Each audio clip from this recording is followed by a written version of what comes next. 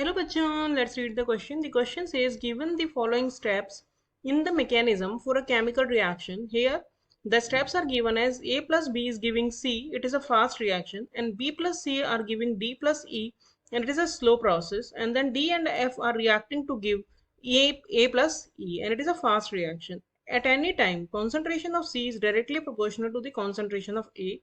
Write the rate law for the rate determining step. So first of all, let us check the key concept of the question. The key concept of this question is that what is rate law. Rate law हमें लिखना है तो हमें पता होना चाहिए कि rate law होता क्या है. रेट लॉ क्या होता है? It is an expression which provides the relation between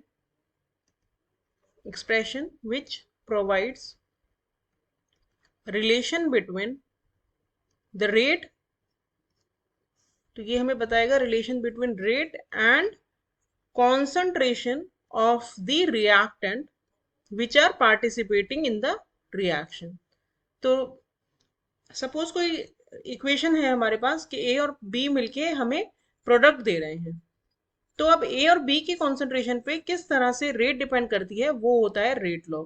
यानी कि अगर डायरेक्टली प्रोपोर्शनल है रेट ए की कॉन्सेंट्रेशन से और बी की कॉन्सेंट्रेशन से, तो हम कहेंगे this is our rate law. That means rate is equals to k into concentration of A and concentration of B. Now let us check the complete solution of the question. एक तो होता है elementary reaction जो single step में होती है, तो उन वाले केस में हम सिंगल जो स्टेप है उसी को देख के एक्सपेरिमेंट्स के थ्रू हम रेट लॉ निकाल सकते हैं. लेकिन जो मल्टीपल स्टेप रिएक्शंस होती हैं तो वो बहुत सारे स्टेप्स में होती हैं, तो उनमें से जो स्लोवेस्ट स्टेप होती है वो होती है रेट डिटरमाइनिंग स्टेप. यानी रेट जो है वो स्लो स्टेप से ही डिटरमाइन की जाती है.